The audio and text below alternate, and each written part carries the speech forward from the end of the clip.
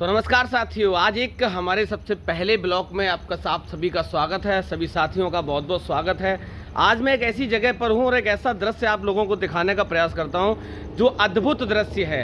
अगर देखा जाए तो आजकल वो क्रेज, वो दौर ख़त्म हो चुका है, चूँकि आज का जो परिवेश है, पारिवारिक परिवेश है, लोग एक कमरे में बंद रह के अपना जीवन गुजार देते हैं। पड़ोसी को भी नहीं पता चलता कि अगर हंस रहे हैं तो खुशी में हंस रहे हैं, रो रहे हैं तो किस गम में रो रहे हैं। आज मैं जहाँ हूँ, पीछे आप मेरे देख सकते हो कितना अच्छा बाग है और तरह तरह के फूल पौधों के साथ साथ एक अद्भुत दृश्य देखने को मिला, जहां आप देख सकते हो नींबू का पेड़ है और नींबू के पेड़ पे हजारों की संख्या में फल लगे हुए हैं। और शायद ये दृश्य आप लोगों ने पहले कभी नहीं देखा होगा, क्योंकि ये पीछे का दृश्य आपको दिखाने का प्रयास करता हूँ। ये आप देख सकते हो पूरा मकान है और मकान की चार दीवारी के अंदर किस तरीके से पेड़ पौधों की सजावट की हुई है। आप देख सकते हो आम का पेड़ है, यहाँ फूल का, गुलाब का पेड़ है। सबसे अगर अद्भुत कोई नज़ारा मुझे देखने को मिला तो वो नींबू का पेड़ देखने को मिला। अब नींबू आप देख सकते हो, पता ही नहीं चल रहा कि पत्तों की संख्या ज़्यादा है कि नींबू की संख्या ज़्यादा है। हालांकि नींबू का फल खट्टा होता है और नींबू आजकल लोग प्रयोग में ज़्यादा लेते हैं, क्योंकि शारीरिक गतिविधियों के अनुसार अगर देखा जाए तो नींबू का प्रयोग गैस से लेकर बहुत सारी चीज़ों में फ़ायदेमंद होता है। दूसरी तरफ आप देख सकते हो कि अमरूद का पेड़ है। अब आप देख सकते हो एक तरफ मीठा फल है, एक तरफ खट्टा फल है। ये मीठा फल है, यहाँ अमरूदों की संख्या भी आप लोग देख सकते हो। हालांकि अभी अमरूद का सीजन नहीं, तो छोटे छोटे फलों का आना शुरू हो गया है। अब आने वाले समय में जैसे जैसे समय ढलेगा, चूँकि अमरूद का फल सर्दियों में खाने को मिलता है अमूमन। अब ये नींबू का दृश्य है और नींबू के फल के जो ऑनर हैं, जो मालिक हैं इस घर के, अभी उनसे बात करने को और जानने का प्रयास करूँगा कि वास्तविक किस उद्देश्य के साथ इस नींबू की फसल के साथ साथ अमरूद का पेड़ है, बहुत सारे पेड़ यहाँ हैं। आप देख सकते हो नीम का भी पेड़ है, जामुन का भी पेड़ है। अमूमन ये सब चीज़ें लोग खेतों में करते हैं, लेकिन ये भाई साहब अद्भुत हैं, पता नहीं कहाँ से सीख के आए थे। इन्होंने ये सारी व्यवस्थाएं अपने घर के अंदर चार दीवारी में की हुई हैं। जी सर, सबसे पहले तो आपका बहुत बहुत स्वागत है। धन्यवाद। नमस्कार दोस्तों जी, क्या नाम है आपका? हमारा नाम दिवाकर यादव है। नंगला कैरी से हम बेसिकली बिलोंग करते हैं जी। बागवानी का शौक शुरुआत से ही रहा है। अभी जैसे जैसे वैसे तो मैं बेसिकली नोएडा शिफ्ट हूँ, लेकिन जब भी गांव आने का मौका मिलता है तो मैं बागवानी में सुबह मॉर्निंग के 1 आवर्स कम से कम अपनी बागवानी में बिताता हूँ।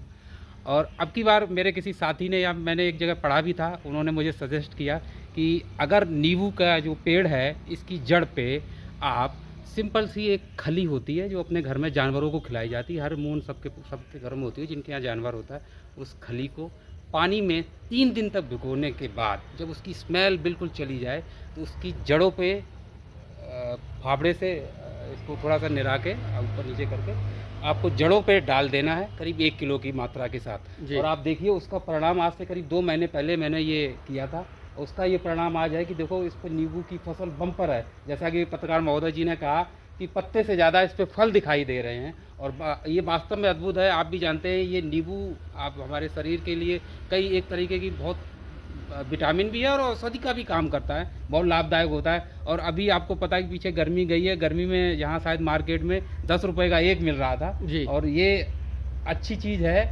और इस तरह के प्रयोग हैं। अगर आपके भी घर में कहीं जगह है थोड़ा सा बागवानी के लिए, अगर आप समय दे सकते हैं तो प्रयोग करें, बिल्कुल नेचुरल तरीके से। इसमें मैंने कोई केमिकल नहीं मिलाया, कोई वैसी कोई फर्टिलाइज़र उस तरह की कोई चीज़ें नहीं, बस देसी चीज़ें हैं। बस वही है कि अपना जो गांव में जिसको घूरा कहते हैं वो पड़ा हुआ है इसकी जड़ पे, और वो खली वाली खाद। अच्छा दिवाकर जी, एक सवाल आपसे है, चूंकि आप भाषा शैली से लेकर अगर चेहरे की बनावट आपकी देखी जाए तो आप बहुत शालीन और मधुर मृदुभाषी लग रहे हैं, लेकिन आप मीठे हैं और फल आपने खट्टे चूज करे हैं, इसका क्या कारण? ऐसा नहीं है खट्टे के पीछे, इसके पीछे अगर आप जाएंगे तो मैंने अमरूद का भी पेड़ लगाया हुआ, और आपके पीठ के पीछे देखेंगे तो जामुन का भी पेड़ लगा हुआ है। और देखो कच्ची बात, आप देखो ये हमारे यहाँ जरा फोकस करिए, देखिए तुलसी लगी हुई है साहब, ऐसा नहीं है। और इसके पीछे बेलपत्र है, बेलपत्र बाद फिर अमरूद का है, और बगल में मैंने आम का भी पेड़ दिया है। ये तो फलों का इस तरह से डाइट का एक बैलेंस बनाया जाता है कि सारी अच्छी मीठी चीज़ें और खट्टी चीज़ें, सारी चीज़ें बैलेंस रहती हैं। सारे विटामिन जो होते हैं, नेचुरल मिनरल्स होते हैं, उनका एक पर्याप्त बैलेंस डाइट में होता है। उसी तरह घर में ऐसा ही बागवानी में।